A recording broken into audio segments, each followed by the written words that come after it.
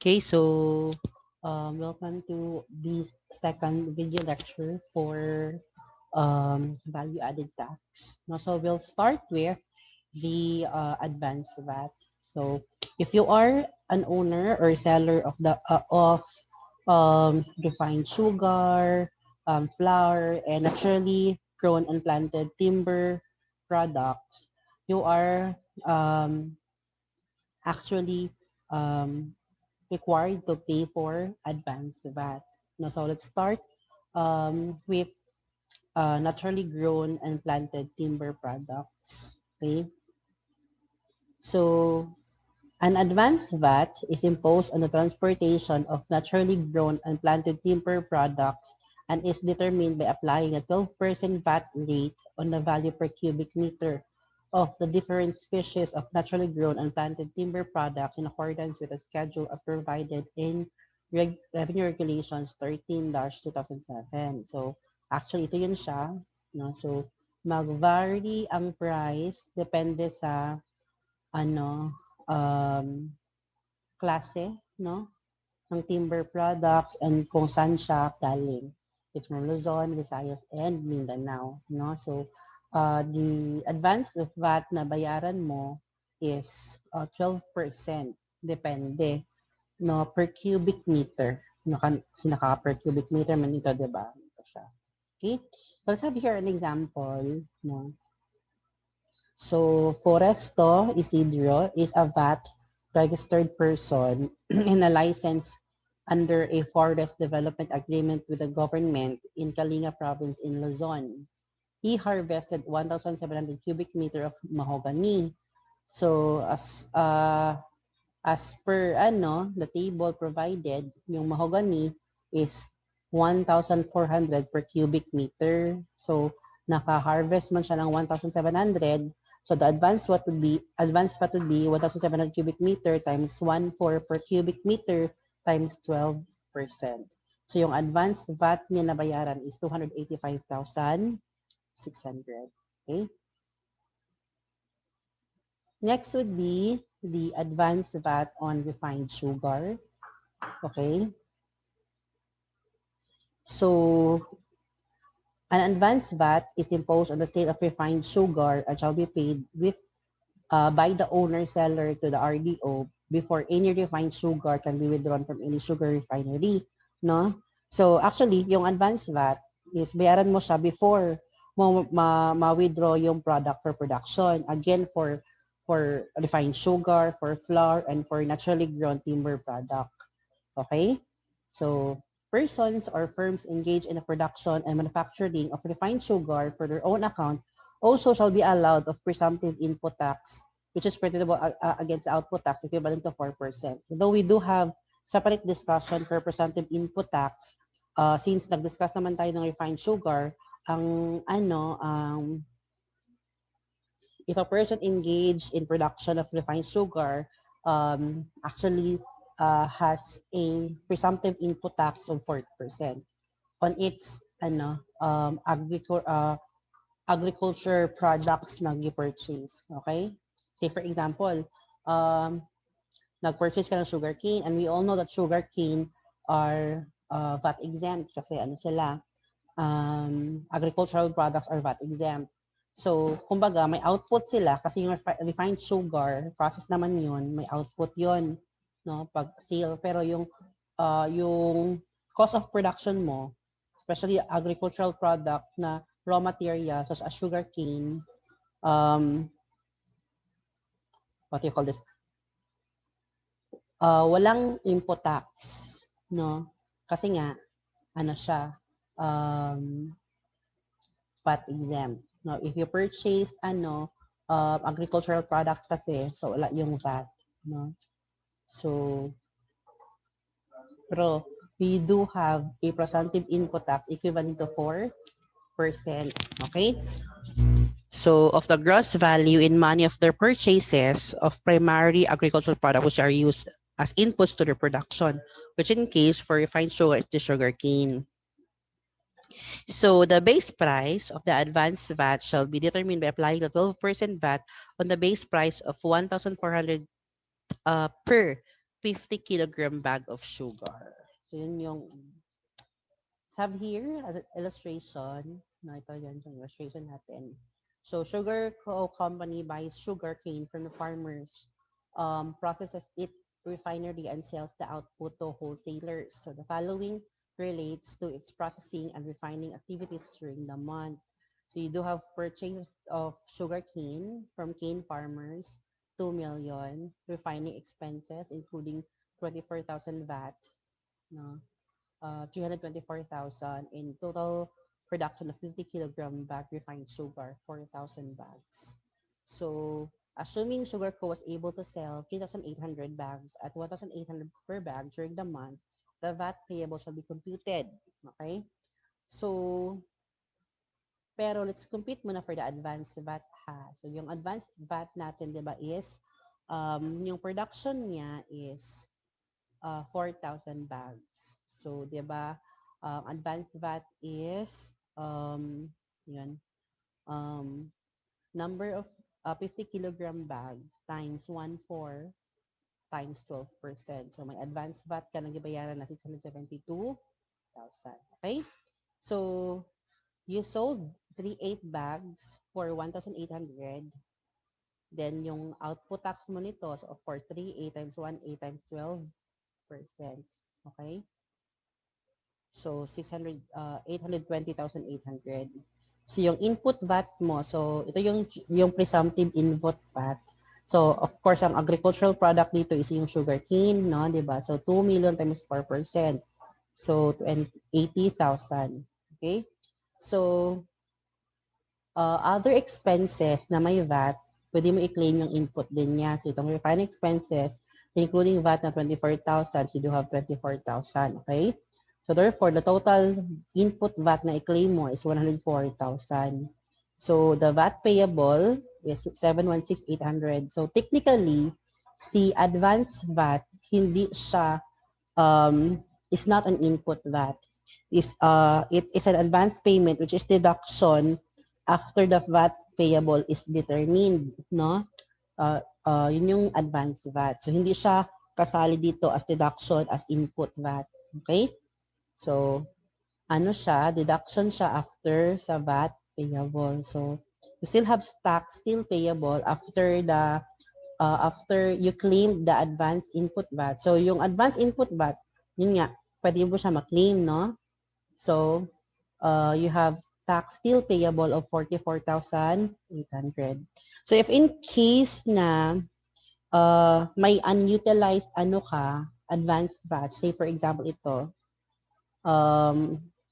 yung VAT payable is lesser than the advance input VAT siya. No, so therefore, yung input, yung unutilized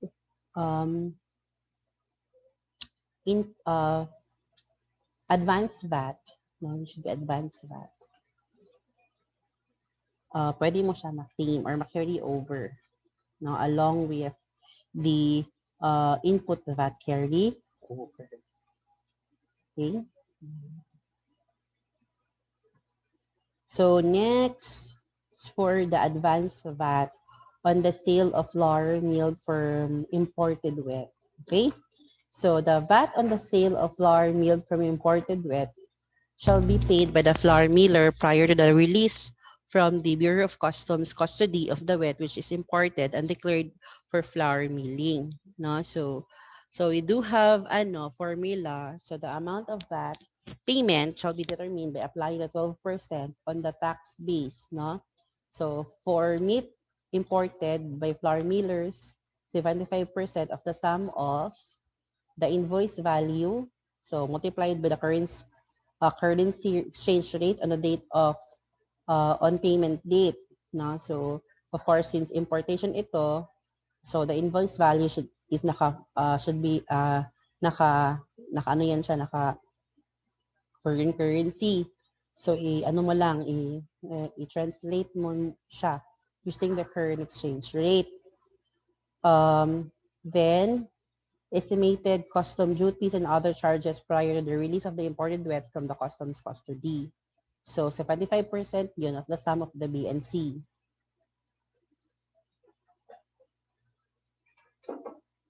Dapat sum of ano ito no? Sum of A and B. Yan. Okay, so for wet purchase naman from traders, 75% of the sum of the invoice value and then the estimated freight expenses. Yan. Then 5% nun. Okay? Of the sum of the 75% of the sum of the A and B. Okay? So to illustrate, so may illustration tayo for dyan. So a VAT registered flour miller imported wet from abroad at a total invoice price of 100,000. So 300,000 total charges was estimated to be paid for prior to the release of the wet from customs. So the peso dollar exchange rate at the date of payment was 43.5 pesos per $1. Okay, so the formula is you'll get muna the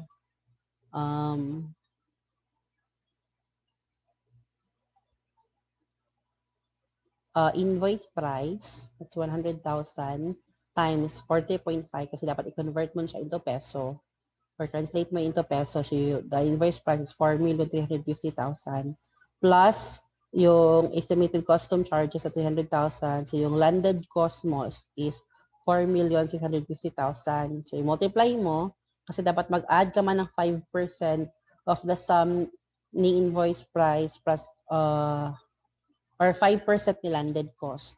That's the sum of the invoice price and the estimated customs charges. Okay? So, pwede na i-multiply mo lang siya dala siya ng 105% to get the total. Then, yung VAT base mo is 75% of the total. Okay? So, the advance VAT base is 3,661,875. Then, the advanced VAT is 12%. No? So, you do have 439,425. Okay? If flour naman, purchase from traders, no? So, say for example, a flour miller purchased wet from BCD company, a wet trader amounting to 900,000. So, the estimate was the estimated freight was 200,000. Okay, so same formula actually siya with yung imported na wheat. It's just that yung invoice price niya is naka-peso na. No? Kasi for those imported or gi-import mo, i-convert mo po siya into peso. Okay? So, you have invoice price of 900 and estimated freight of 20, so you have landed cost of 920. You multiply it with 105%, no? Yan. Then, multiply nyo naman 75% to get the advanced VAT base. Then, after getting the advanced VAT base, multiply mo na siya at 12% to get the advanced VAT. Okay? Yan.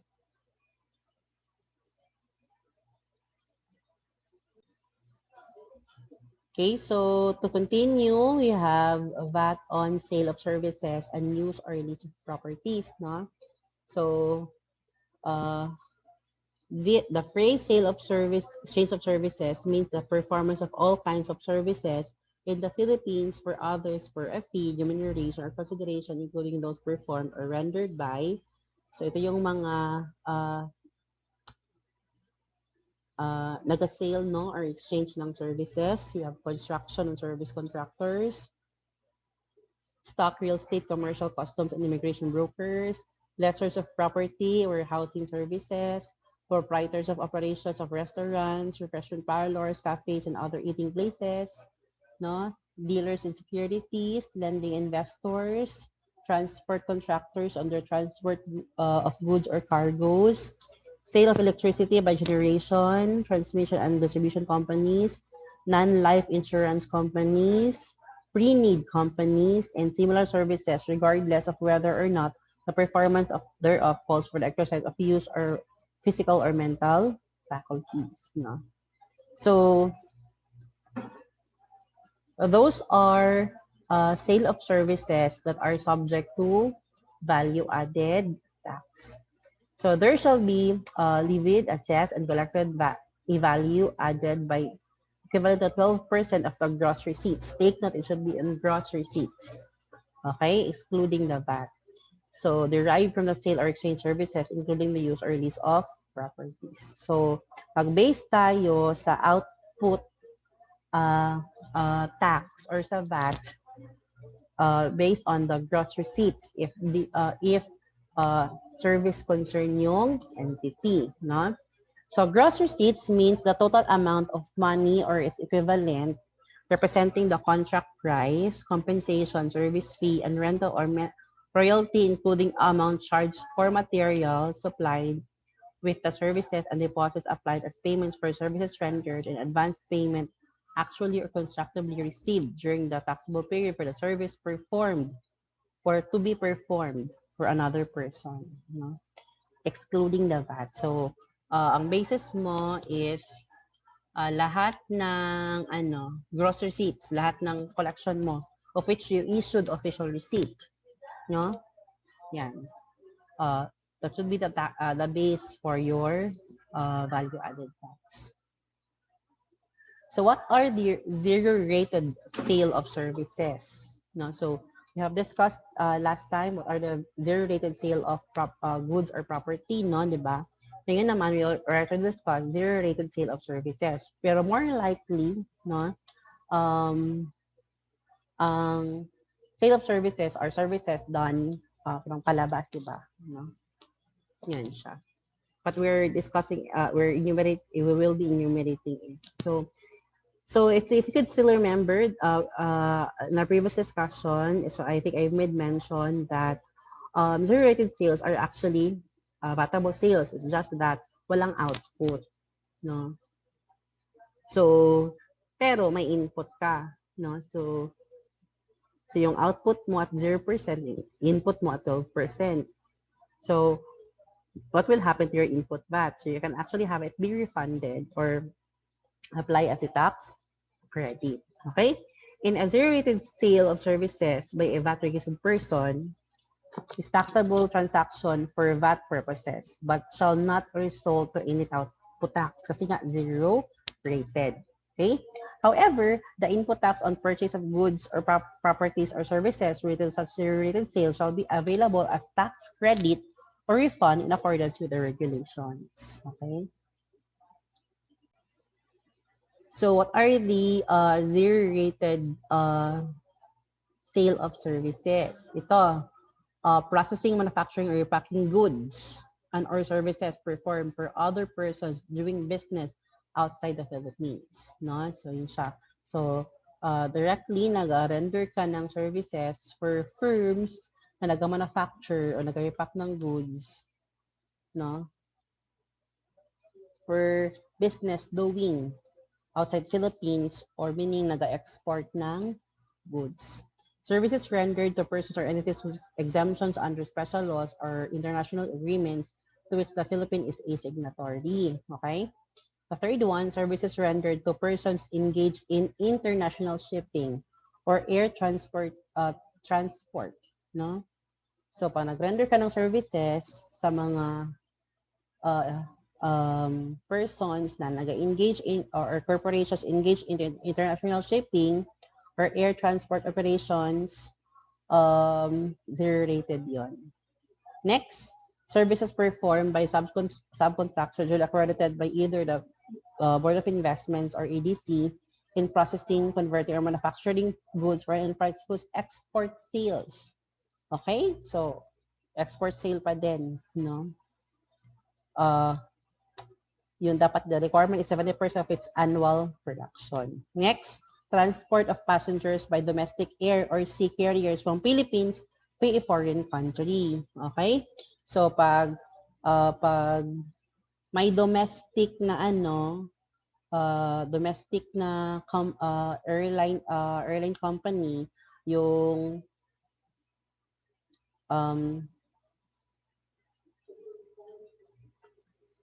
zero-rated yun, no? Zero-rated yung pag-transport ka ng passenger from Philippines to a foreign country.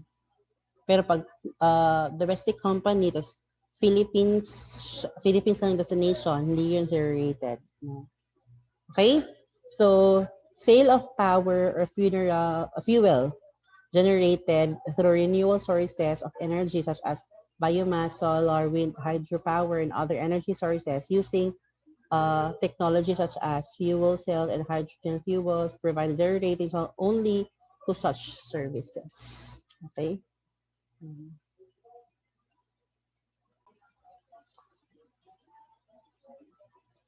Okay, so we'll have exempt transactions now. Exempt transactions now.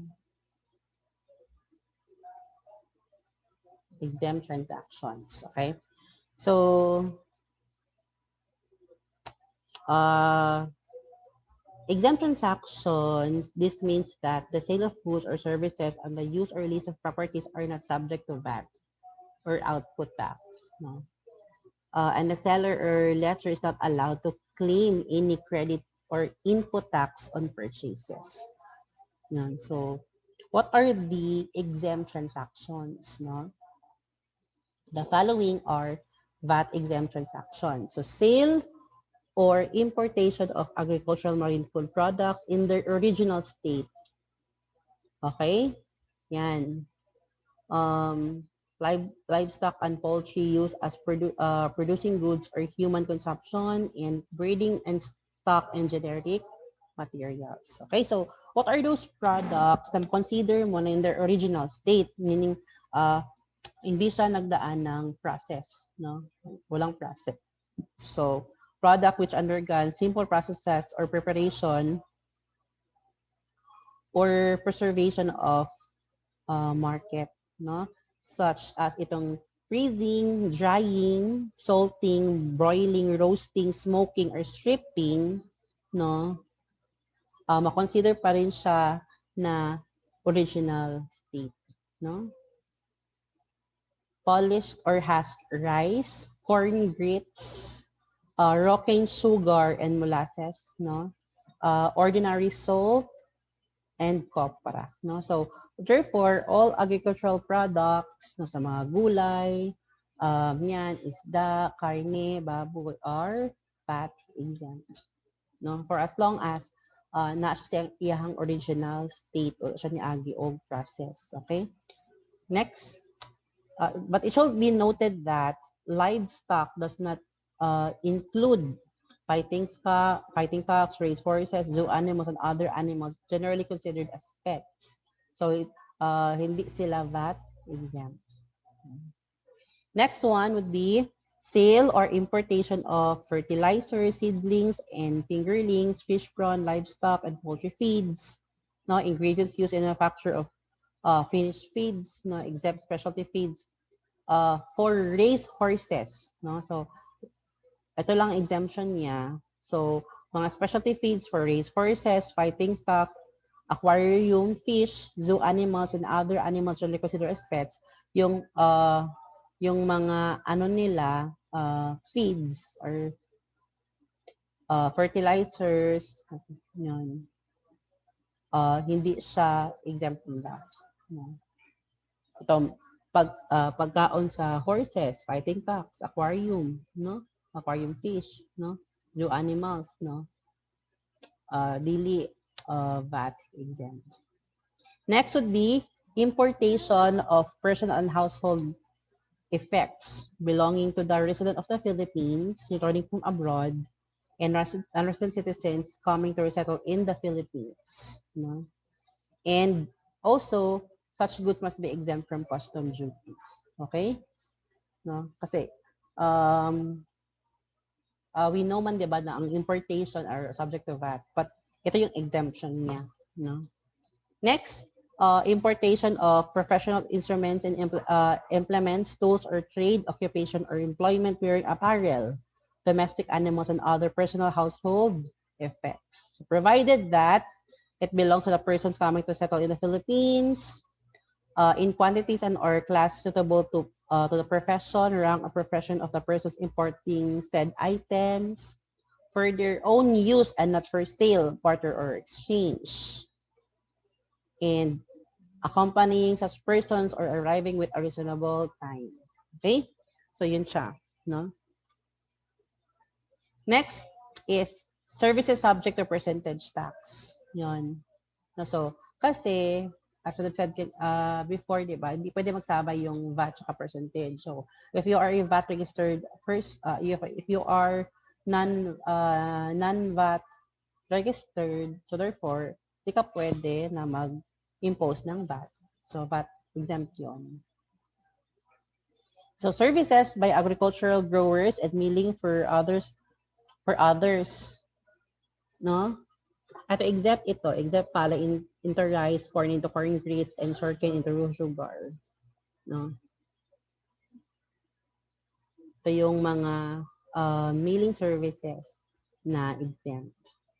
Also, medical, dental, hospital, and veterinary services are exempt. Veterinary services, except those rendered by professionals. No? Exempt din yun. Noted din na laboratory services are exempted. No? So if the hospital or clinic operates a pharmacy or drugstore, the sale of drugs and medicals are subject to VAT. Ang ano lang, ang laboratory services lang yung exempt. Yan. Hospital bills constitute medical services. So the sale made by drugstore to the inpatients are included in hospital bills are part of the medical bills not subject to VAT. So, but the sale of the drugstores to the outpatients are taxable because they are not part of the medical services of the hospital. Next, we have education services rendered by DepEd, SHED, and TESDA. So, walang VAT, no? Yung mga tuition natin walang VAT. And government educational institution.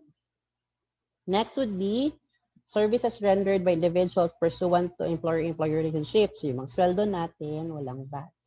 Okay? Yan. Yung compensation, walang VAT. Services rendered by regional or area headquarters, no? Transactions which are exempt under international agreements to which the Philippines is a signatory under special laws. Okay? For agricultural cooperatives naman, ang sale to their members VAT exempt. No? So take note na pero dapat ang cooperative may certificate of VAT exemption, no? Para ma-exempt yun. So, exempt yung sale to non-member, sale to their members, sales to non-members if the cooperative is the producer. If not, subject to VAT. Okay, so kung ang cooperative daw ang nag-produce ng goods, even though non-member siya yung katransact,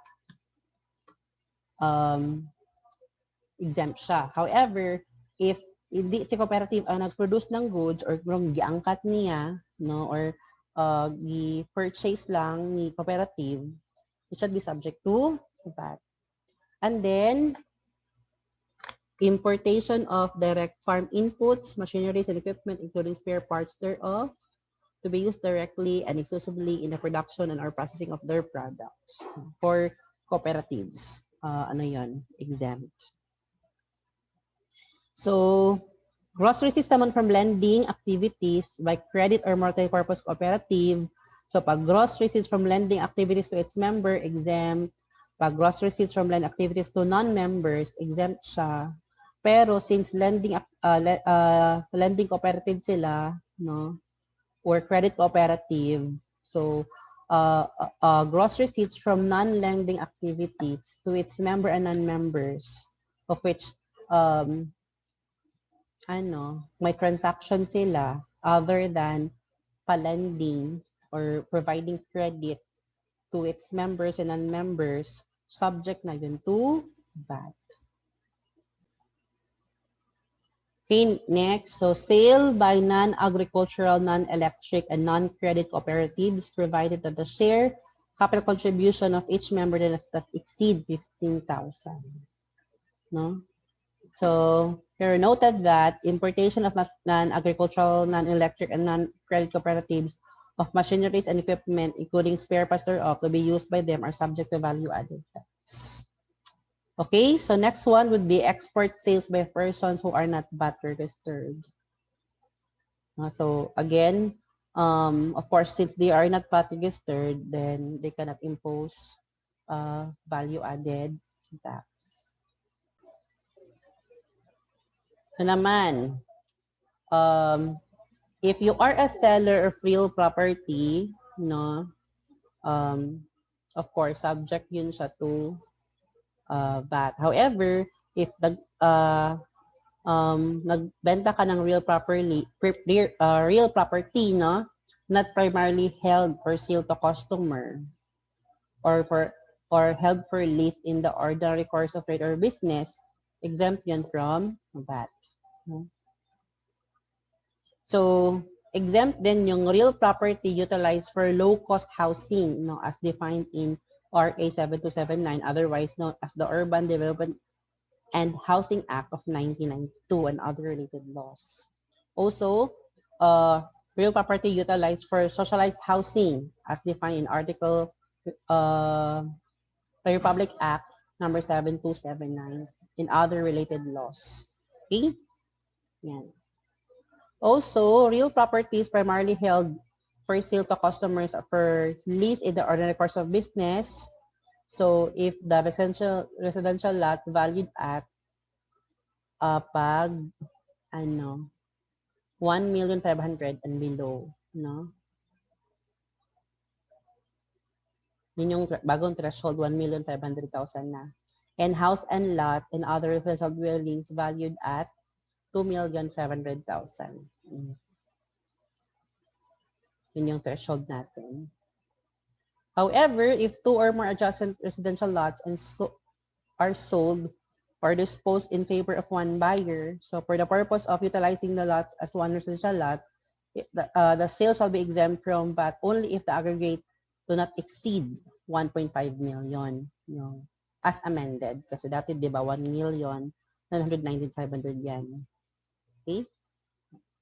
So, provided that, beginning January 1, 2021, which is effective na, the VAT exemption shall only apply to sale of real properties not primarily held for sale or real property utilized for socialized housing as defined under RA 7279. And sales of house and lot and other residential dwellings with selling price of not more than 2 million pesos. Okay? Also provided further that every 3 years thereafter, the amounts stated herein shall be adjusted to its present value using the Consumer Price Index as published by the Philippine Statistics Office. Okay? So, ang daming i-memorize for exempt transactions. Ito naman, if you are a lessor, no? So, yung lease of residential unit with monthly rental not exceeding. So, if nag-exceed siya, not exceeding 15,000 kasi prior it's 12,800 before January 1, 2018, before the train law. So, if the monthly rental do not exceed 15,000, then VAT exempt pa yun. So, the lease of residential units where the monthly rental per unit exceeds 15,000, but the aggregate of such rentals or lessor during the year do not exceed 3 million. Previously, di ba, 1,500 yan. Pre-train, kasi yung threshold natin is 1,990,500. For the train lot, 3 million na tayo. Shall likewise be exempt from VAT. However, the same shall be subject to, 3% percentage tax.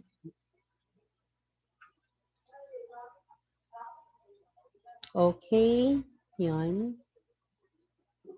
Next would be sale, importation, printing, of publication of books, and any newspaper. Yun.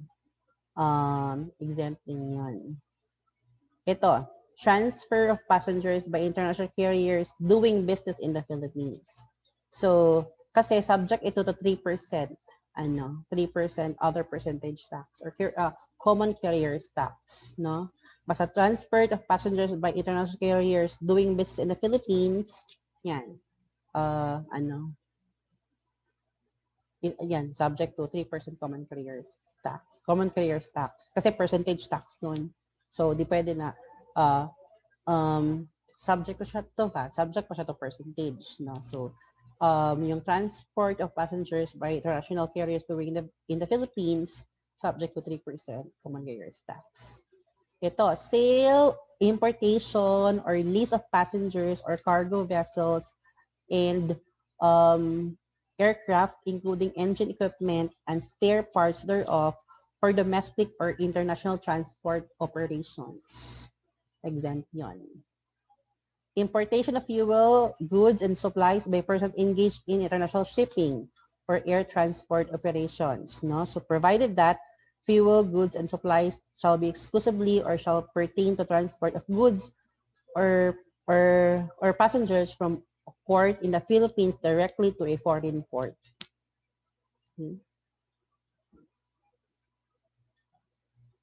Then, fuel, goods, or supplies is used for the purposes other than the mentioned in the preceding paragraph.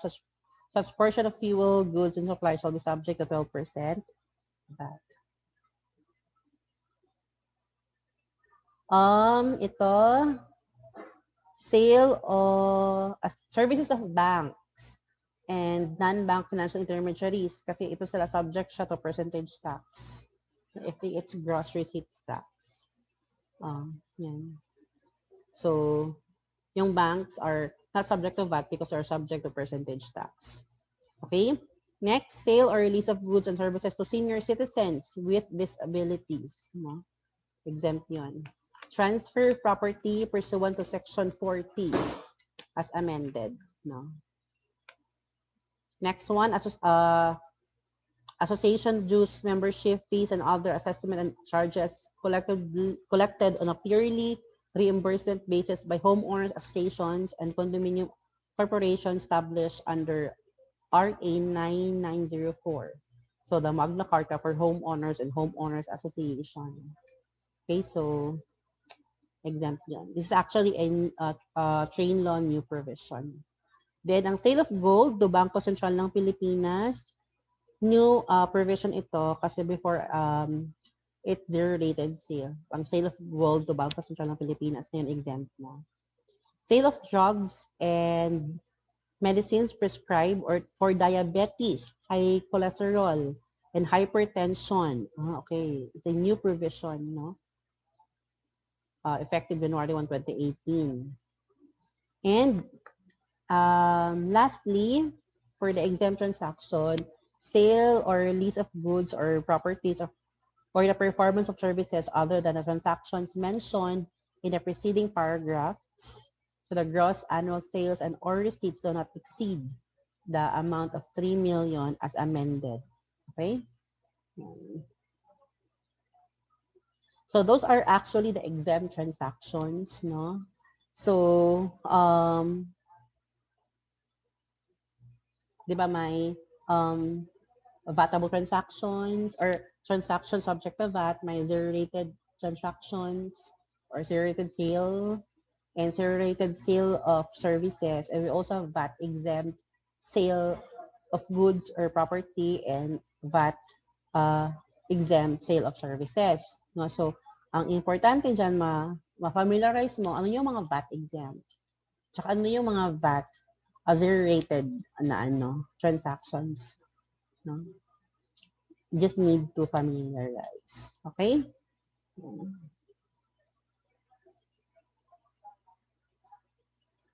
So we shall have another video lecture in continuation for value-added tax.